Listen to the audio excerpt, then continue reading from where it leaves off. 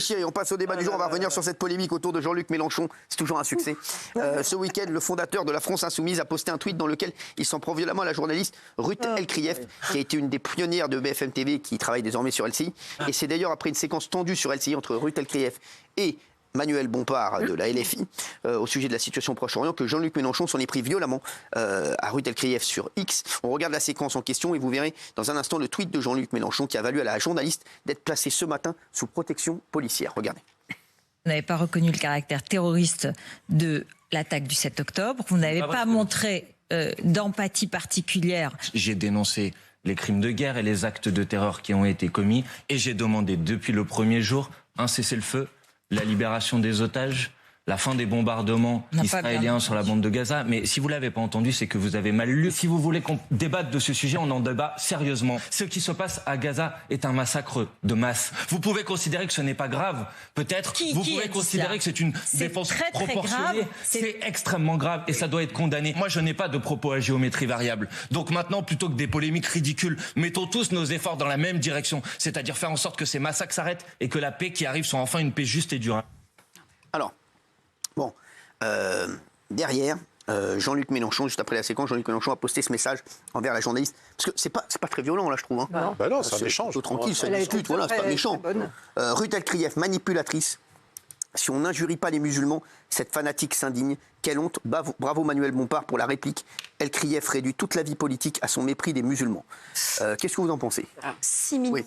Oui. D'abord, soutien total à Ruth Elkrief. Je pense qu'en fait, Jean-Luc Mélenchon a pris le prétexte de cette interview de Manuel Bompard. Parce que c'est pas fou, là, franchement. Parce que la veille, il y avait l'émission Quelle époque avec Léa Salamé, où il y a eu un diaporama avec sa photo et des éditorialistes qui ont parlé de lui, dont Ruth Elkrief, et il n'a pas goûté ce qui s'était dit sur lui. Et donc, je pense qu'il a saisi cette opportunité pour y aller. Moi, je ne comprends pas la dérive de Jean-Luc Mélenchon, ou plutôt, je la comprends trop bien. Il vise la fracture, il vise le chaos. Et pour ce faire, en l'occurrence, là, il met une cible sur le dos d'une journaliste. Il a toujours dit qu'il aimait le combat, qu'il aimait le fight, qu'il aimait la bagarre, y compris avec les journalistes. Il les a toujours aussi secoués. Mais là, ça va vraiment trop loin. Là, pour le coup, ce qu'il fait est dangereux. Alors, Gilles. Alors, je suis d'accord sur toute l'analyse de Valérie. C'est-à-dire que... mais j'ai un mais que je vais citer après. Alors, bien entendu, on ne peut pas placer une cible sur une journaliste. Elle est sous protection. Citer un nom, c'est une erreur politique majeure. Il ne faut pas faire ça. En revanche, il peut faire de la politique et il a le droit de dire aussi que sur les plateaux en ce moment, il y a une haine anti-musulman, il y a un manque de dénonciation des massacres de Gaza. Et ça, c'est ce qu'il a voulu dire, mais c'est noyé par son erreur stratégique de citer une dame, une journaliste que l'on apprécie ou pas, mais qui a une longue carrière et qui ne faisait que son boulot. Donc erreur là-dessus. En revanche, je pense que LFI et beaucoup de gens en ont marre de la non-dénonciation de ce qui se passe à Gaza. Voilà. Et ils pètent les plombs. Mais c'est une erreur. Géraldine. Moi, je trouve que, comme d'habitude, le tweet de M. Mélenchon est absolument obscène. Alors d'abord, on peut le revoir, voilà. Alors déjà, fanatique et manipulatrice. C'est très, très fort. Mais en plus, il y a une sorte de sous-entendu, comme il avait fait avec la présidente de l'Assemblée nationale, qui donc campait à Tel Aviv, comme quoi, en fait, elle réduisait toute la vie politique à son mépris des musulmans. Donc, en fait, ça veut dire qu'en gros, une femme juive, donc, déteste les musulmans. Donc, c'est-à-dire que lui, il est vraiment pour la bordélisation, il est pour la fracture, il est pour les deux camps qui s'affrontent, il est pour le face-à-face, il n'est pas du tout pour le vivre ensemble, contrairement à ce qu'ils nous disent. Et c'est lui qui fracture, et c'est lui qui stigmatise, Gilles. Je suis désolée. Lui, il fait pas République, il ne parle pas aux citoyens. Il dit d'un côté, il y a les musulmans, et si vous êtes les musulmans, vous êtes avec moi, parce que les juifs ne vous aiment pas. Enfin, c'est ça qu'il dit à travers ce tweet. C'est super grave. Et en plus... Petit supplément, Ruth Elkrief a déjà été menacée de mort par le terroriste qui avait assassiné les policiers à Magnanville. Et on avait retrouvé donc dans les vidéos de ce terroriste islamique une vidéo avec des noms dont Ruth Elkrief. Et elle était déjà sous protection policière. Donc soit M. Mélenchon ne le sait pas, et c'est un peu incompétent, soit il le sait et c'est encore plus ignoble. Parce que c'est une deuxième mise à mort et une deuxième cible sur le dos de Mme Ruth Elkrief. Alors, Il y a une autre vidéo qui a fait énormément parler, vous allez nous dire ce que vous en pensez, et si vous comprenez qu'il y a des gens qui a été choqués et qu'il y a eu énormément de tweets derrière. C'est Jean-Luc Mélenchon qui a fait un discours qui a fait beaucoup réagir ce week-end. C'est son discours. Regardez, une manifestation. Oui. Non, j'avais juste oublié de dire un truc. De la même manière, Patrick Cohen a dit des trucs que je condamne moi et que je trouve ignobles. Mais pour autant, on n'a pas à le menacer, on n'a pas à l'intimider, on n'a pas à le suivre. Et voilà, il ne doit pas être non plus, lui, sous protection policière. Aujourd'hui, les journalistes, c'est juste hallucinant. C'est-à-dire que c'est juste, ils sont beaucoup trop fragilisés par les prises de parole. Je condamne le point de vue de Patrick Cohen, mais on n'a pas à le menacer. Évidemment, je condamne évidemment le tweet de Mélenchon et on n'a pas... Enfin voilà, c'est juste n'importe quoi. Regardez, regardez. Braves gens, militants, consciences éveillées, ayez pour vous la gloire de la protestation. Nous pouvons dire à la suite de l'ONU qu'il y a des prémices de génocide, c'est-à-dire de volonté d'exterminer la totalité de la population dont personne ne veut, ni d'un côté ni de l'autre. Peuple rebelle, tu es le peuple humain qui témoigne à cet instant. Vive Gaza, gloire éternelle à ceux qui résistent. Alors on va revenir donc sur le tweet également. Qu'est-ce que vous en pensez, Sadoji ? Moi, ce discours-là, pour le coup, pour ou contre, mais c'est de la politique. Là, pour moi, il est dans son rôle. C'est-à-dire que c'est le tribun, très énervé en ce moment, c'est sûr, mais c'est le tribun qui est d'un côté, il l'a dit depuis le début, donc on peut ne pas être d'accord, on peut condamner, mais pour moi, il fait de la politique. Il continue sa ligne de fracture. Quand il dit gloire éternelle à ceux qui résistent, il continue à estimer qu'il s'agit là d'une résistance et pas d'un groupe islamiste terroriste. Daniel ? Moi, je reviens sur le tweet parce qu'en fait, j'ai regardé toute l'émission, j'ai trouvé Ruth El-Krieff très bien et elle a fait son boulot comme tous les autres qui ont interviewé. Elle a essayé de faire dire à des gens de LFI que c'est un mouvement terroriste. Et bizarrement, Jean-Luc Mélenchon fait ce tweet sur Ruth El-Krieff juive. Donc moi, je suis désolée, et c'est dans la lignée. Et vous le voyez, il se tient là, pendant qu'il fait sa tribune. Ben, il fait bien de se tenir parce que la chute est proche, parce qu'il est à 73% et c'est l'homme politique le plus détesté en ce moment. 73% détesté. Ouais, mais s'il fait 27%, c'est énorme. Hein. Oui, non, mais 73% de détestés, ça ne fera pas 27% aux élections, à mon avis. 27%, c'est énorme. Hein. C'est comme Anne Hidalgo, 73%, mais pour d'autres raisons moins graves, parce que, bon, Paris, c'est embêtant, mais voilà. Et il est devant Zemmour, qui est à 72% seulement de détestation. Donc je pense qu'il a choisi une mauvaise ligne, il s'enlise, et là, en ciblant une journaliste, comme par hasard, juive, et lui mettre vraiment une cible comme ça et être obligé. Moi, je trouve ça gravissime, vraiment. Il est dans une spirale infernale. Moi, je suis pas sûr qu'il ait choisi une mauvaise ligne. C'est pas au hasard, excuse. Mais je pense qu'ils sont très calculateurs. Ils ont fait des calculs démographiques. Ils ont fait des calculs des banlieues contre les campagnes, des banlieues contre les villes, etc., etc. Et je pense que s'il continue sur cette ligne, c'est parce qu'il a des bonnes raisons de penser que cette ligne de fracture, elle existe dans ce pays. Et je pense qu'il espère ramasser la mise électorale. Ce qui me gêne, c'est qu'évidemment, il est totalement dans l'outrance et qu'il n'y a aucune limite dans l'outrance. Toutes les semaines, tous les 15 jours, ça va encore plus loin. Moi, je crains que la France insoumise ait un jour du sang sur les mains. Lorsqu'on commence à s'en prendre à une journaliste qui, pour le coup, a été, je suis de ton avis, Daniel, parfaitement factuelle.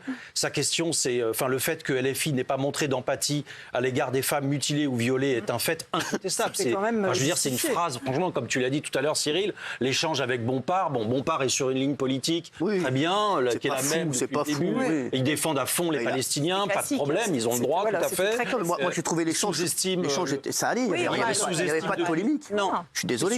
Ils sont depuis le début sur cette idée que les Palestiniens, il faut les défendre parce que de toute façon, Israël est dans une logique qu'ils contestent. Bon, très bien, et de colonies, etc., etc.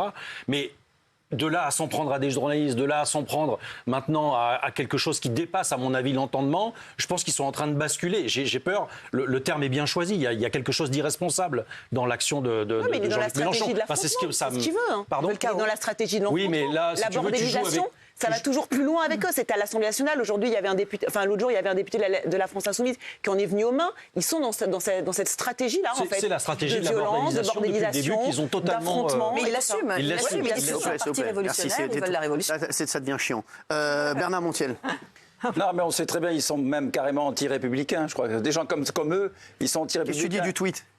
Le tweet est scandaleux, inadmissible, évidemment. Mais je veux dire que ces gens-là sont des gens très dangereux pour la République. Parce qu'ils sont en train de créer le chaos, de semer la division. Mais ça, c'est toi qui le dis. Regarde, Gilles, il n'a pas trouvé... voilà. Attendez de pouvoir répliquer. Anti-républicain, là, vous parlez d'un... Oui. Vous parlez de M. Mélenchon qui est arrivé troisième au premier tour de l'élection. C'est anti-républicain. Il ne cherche que le bordel. Il ne cherche que le bordel, alors qu'on a besoin d'être unis en ce moment, que c'est très compliqué, que le conflit israélo-palestinien est très compliqué, qui divise malheureusement les gens, et c'est bien dommage. C'est à eux qui soufflent sur les braises uniquement, non pas pour des valeurs morales à eux. C'est pas le vent qui souffle sur les braises? Oui, qui souffle sur les braises, oui. La barbe américaine. Ah oui, c'est vrai. Le vent souffle sur les plaines de la Bretagne armoricaine. Merci. Non, sur les braises aussi. Sur les braises aussi. Et au lieu d'essayer de calmer le jeu ou d'arranger les choses, ils y vont. Et c'est odieux de leur part. Qui veut réagir? Raymond? C'est pas le bon calcul. Moi, il m'intéresse pas. Mélenchon, quand il a dit la République, c'est moi, il a tout dit. Et là, quand il crie, je le vois crier sur son camion, là, je sais pas ce que c'est. Je me dis. Il était dans un camion à pizza. Non, mais je sais pas ce qu'il fait. De penser que les gens d'en bas, de penser que les gens des banlieues, de penser que les petits gens, je ne sais pas comment ils appellent ça, la France d'en bas, comme disent les gens de chez France 2, de penser que ces gens-là, vous pouvez les manipuler. C'est une grave erreur, parce que ces gens-là, vous ne pourrez pas les manipuler. Vous connaissez les petits gens? Ouais, mais c'est sérieux, moi je parle sérieux. Je parle sérieux. J'ai regardé ce qu'on m'a dit de dire, mais je parle sérieusement. Je déconne pas, là. De penser qu'on peut manipuler le vote musulman. Les mecs, ils savent ce qu'ils vont voter. C'est une grave erreur. Pour moi, il fait une grave erreur en allant sur ce terrain-là. On veut tous la paix à Gaza, on la veut tous la paix. Ça fait plaisir à personne. Et de penser d'aller là-dedans, de dire regardez, eux c'est les méchants, ils veulent bombarder Gaza et nous on est les gentils. Tu verras. Tout en disant il ne faut pas importer le conflit. Il va se ramasser. À crier comme ça, il va se ramasser. Descends de ton camion, dis des trucs sages. Alors le ministre de l'Intérieur a été invité sur BFM, il a annoncé qu'il avait dû remettre une protection policière à Rutel-Krief. Regardez. Monsieur Mélenchon est dans l'irresponsabilité. Je l'ai vu se comporter avec votre confrère Rutel-Krief. Il met une cible dans le dos de Madame El-Krief, qui avait déjà eu beaucoup de menaces en tant que journaliste. Elle faisait son métier, qu'elle soit une bonne ou mauvaise journaliste. Pour Monsieur Mélenchon, c'est pas le sujet. C'est une démocratie. Les journalistes font ce qu'ils souhaitent et ils interrogent comme ils veulent les hommes ou les femmes politiques. Donc j'ai décidé ce matin, vu les menaces que Monsieur Mélenchon et d'autres, puisque c'est un déchaînement de haine sur Internet, de remettre une protection policière à votre consoeur. Voilà où on en est dans le comportement irresponsable de la France insoumise. Qu'est-ce que vous en pensez, Gilles? Alors, Monsieur Darmanin, il a raison de pointer, et je le faisais modestement aussi, le fait que Monsieur Mélenchon accroche une cible sur une journaliste, ça c'est pas bien. Après, Monsieur Darmanin fait de la politique. Vous allez peut-être me permettre de dire qu'il exploite des décisions. Oui, il prend des décisions, moi, Gérald Darmanin. Eh ben, exactement. Pourquoi les autres? Tout le monde fait de la politique. C'est son métier. Eh ben oui. Qu'est-ce que tu crois? Oui, mais au moins, Gérald Darmanin, il a un rôle.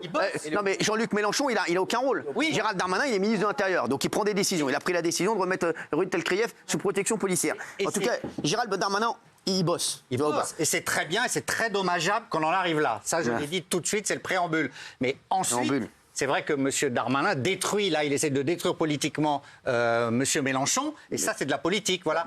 Pour moi, chacun... Non, mais il a le droit. Ce que je veux dire, oui, mais pour moi, chacun calcul.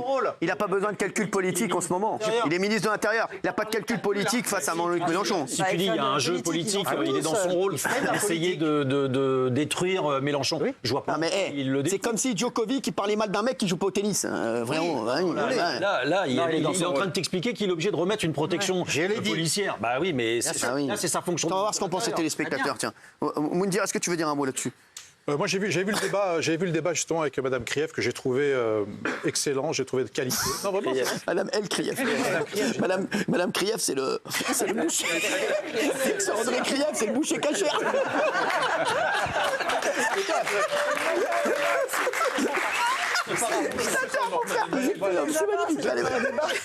Je l'ai trouvé super, le tweet est vraiment de trop.